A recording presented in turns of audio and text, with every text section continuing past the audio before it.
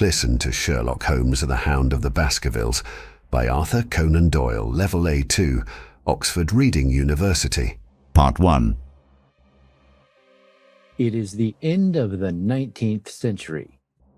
The famous detective Sherlock Holmes and his friend, Dr. John Watson, live in London at 221B Baker Street. The two men help people solve strange cases. Holmes is very careful with details. He notices one small thing and it leads him to the right answer. One by one, these details help him solve the most difficult cases. One morning, a man comes to visit them. His name is Dr. Mortimer, and he is a little bit scared. Sir Charles Baskerville, Dr. Mortimer began, was my patient and good friend. He died suddenly 3 months ago in Dartmoor of Devonshire. Bad things have happened in his family. According to an ancient legend, the Baskervilles have been cursed for many, many years. This happened because of Hugo Baskerville, who lived many centuries ago. He was wild and terrible. He didn't follow God's rules and did many awful things. One day, his men found him dead on a dark moor. Above him stood a terrible black animal. It looked like a dog, but it was much bigger in size. Since then, the scary dog, or Hound, has taken many lives in this family. I don't believe a single word, Holmes said. I didn't either, Mortimer said, until Sir Charles Baskerville died under strange conditions. What happened? Holmes asked. A heart attack. The night before, he walked along the moor, but he got scared. He had to run from a huge dog. I saw the footprints, Mortimer explained. He gave Holmes a meaningful look. Sir Charles was a rich man, and good too, he continued. Do you know the only place where you can learn English with your favorite movie heroes? Over app. Movie characters will teach you English grammar, words, pronunciation, and listening, all in one place. appewa.com. He helped many poor people of Devonshire. He only had 2 old servants, Mr. and Mrs. Barrymore. Now, Sir Henry Baskerville should replace his uncle in the position of Baskerville Hall's owner. You have seen the footprints, you say? Holmes was interested. The dog couldn't come close.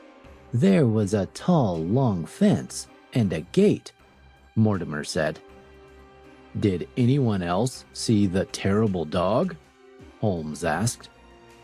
3 men saw it the night before the accident, Mortimer replied. I have come, Mr. Holmes, mostly for advice.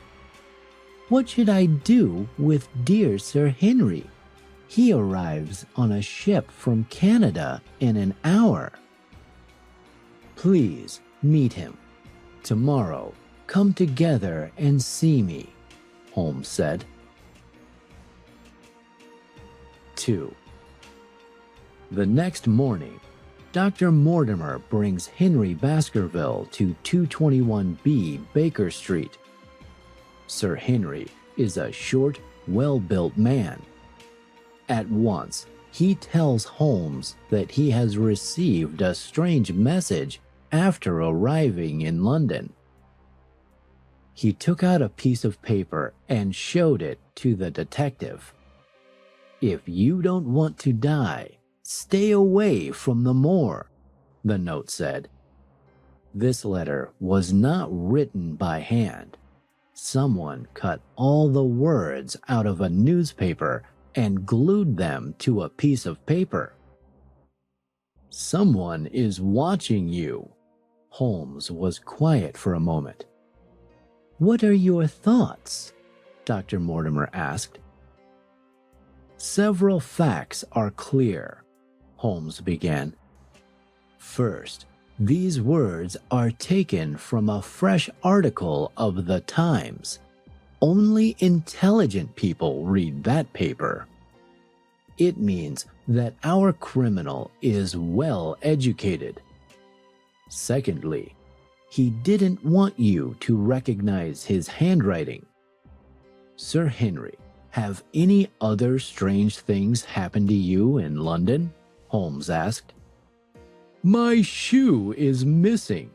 Do you consider it strange? Sir Henry asked back. You lost a shoe? Yes, it was new. Somebody has stolen it. Why only one? Holmes asked. I have no idea, Sir Henry answered. The men tell Sir Henry the family story of the scary dog.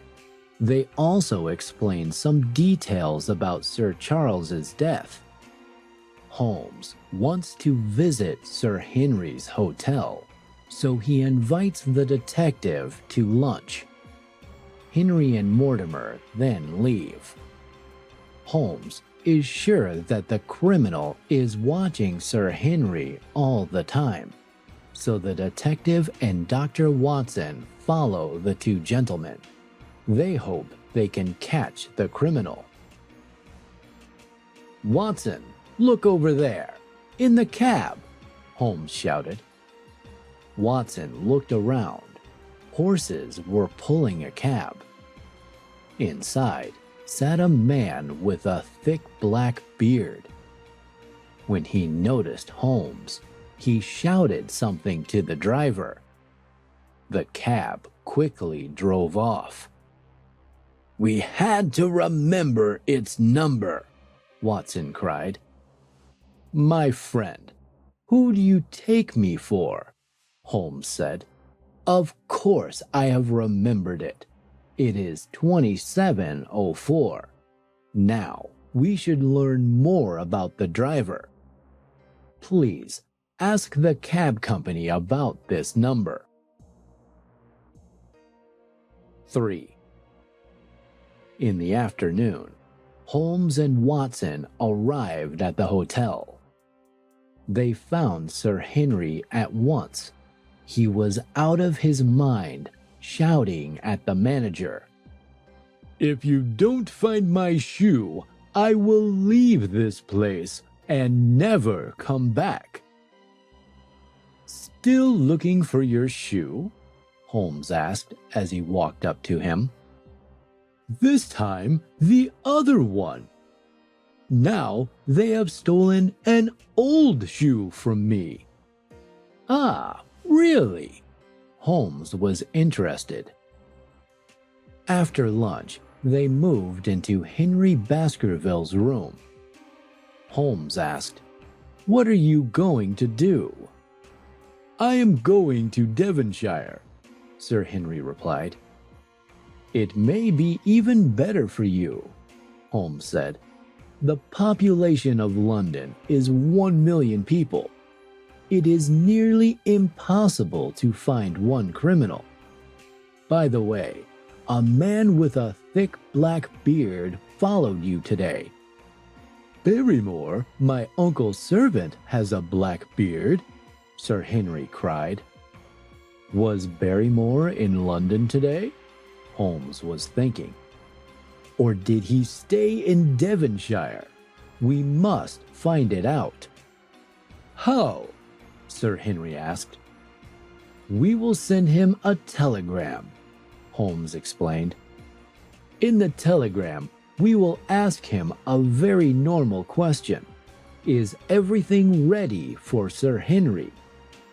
And we will tell the mailman that he must give it to Mr. Barrymore in person.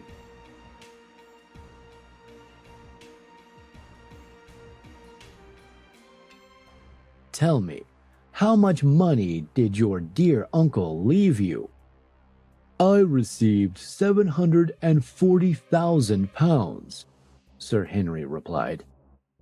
Quite a lot. Holmes was surprised.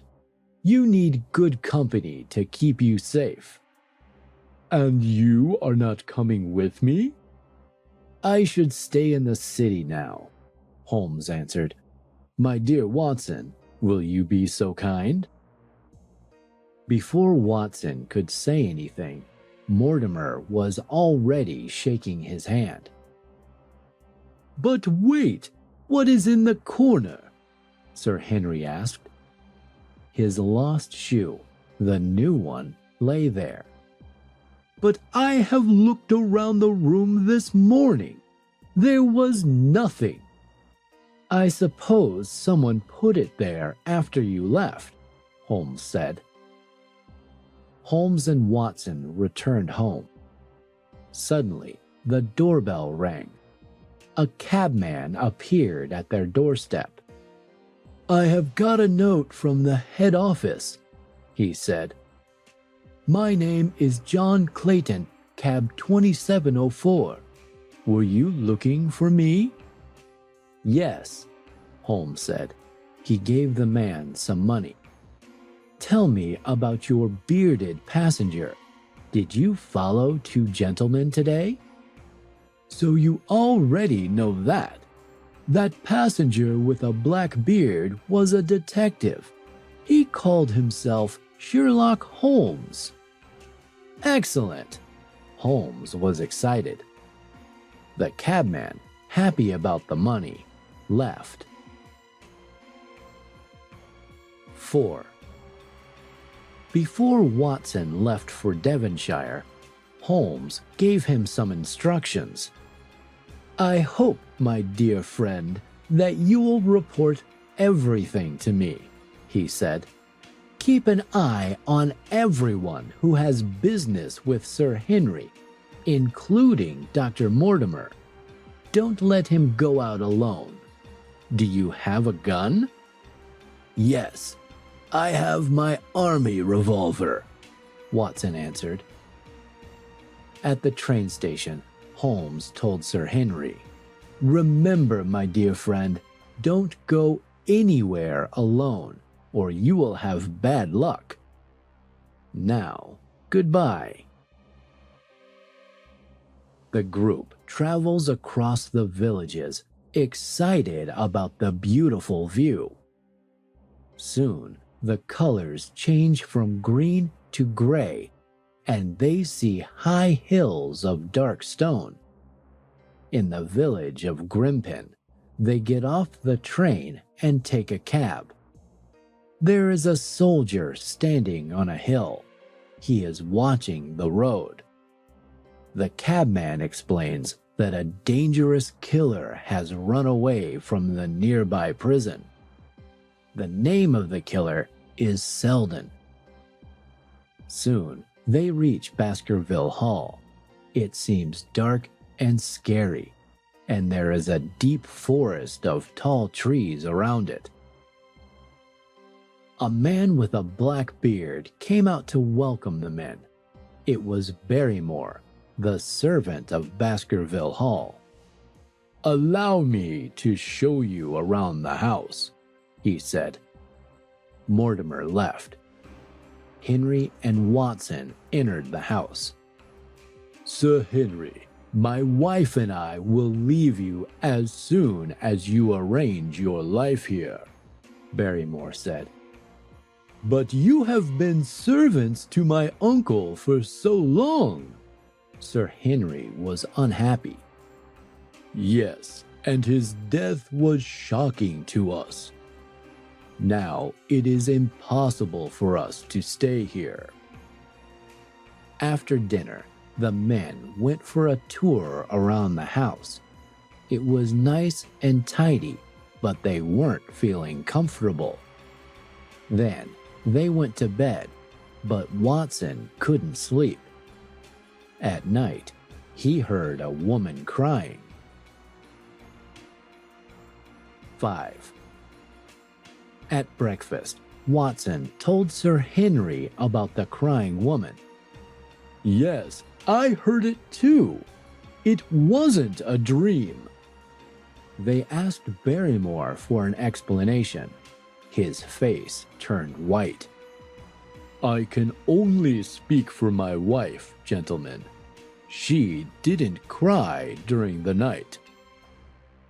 Later that day, Watson met Mrs. Barrymore at the stairs.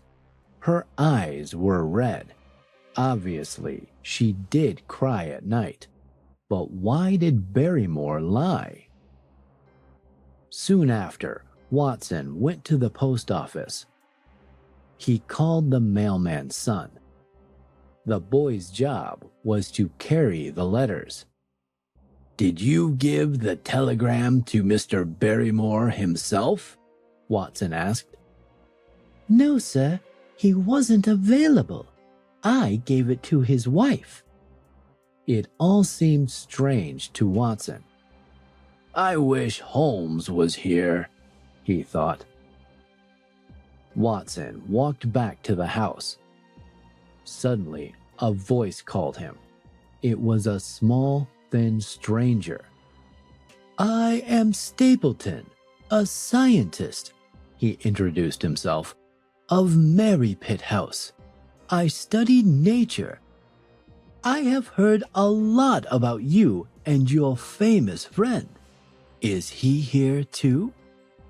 "Mr. Holmes is in London," Watson replied. "I see. Certainly you have heard of the terrible Baskerville Hound.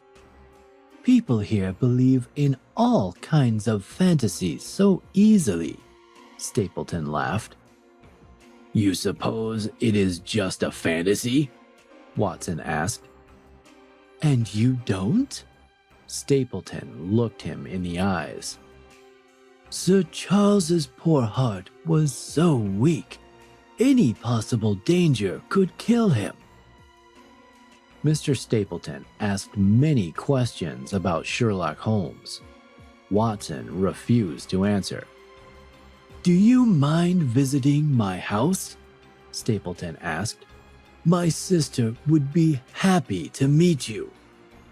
Watson agreed, so they went through the moor.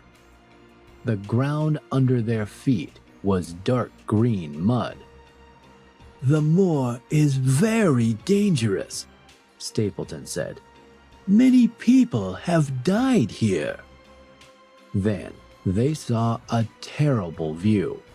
A pony lost its way and stepped into deep dark mud. The animal was moving and trying hard to get out, but the mud caught it and never let go. Soon it covered the pony's head, and the men heard not a single sound. Watson was scared to death. "Another one," Stapleton said sadly. "But as for me, I will always find my way out of the moor." Suddenly, they heard a long, awful howl from a distance. "What was that?" Watson was shocked. "Perhaps it was the wind," Stapleton said. "But look there." There was a line of old stone buildings along the moor. "They were home to ancient men long ago," he explained. Soon they arrived at Merrypit House. Stapleton stayed behind. He was busy catching a butterfly. Watson noticed his sister. She was a tall, thin woman with fine features. Her appearance was unusual, opposite to her brother's. She quickly approached Watson. "Go back to London," she cried. "Go and never return here." "Why should I?" Watson couldn't finish. I have no explanation. Oh, please, don't say a word to my brother, the woman said. Stapleton appeared behind Watson's back. Ah, Beryl, I see that you have already introduced yourself to Dr. Watson, he said. Who? Aren't you Sir Henry Baskerville? The woman was surprised. Her face turned red. No, Watson replied, but I am his good friend. They walked to the house together. Such a dangerous place, Watson noticed. Certainly, Stapleton agreed, but I enjoy my opportunities to research nature here. Also, we find ourselves quite happy, don't we, Beryl? Yes, quite happy, she said, but her voice was far from happy. Part 2 is coming soon. Don't forget to press like to get more audiobooks like this. So now listen to another English story.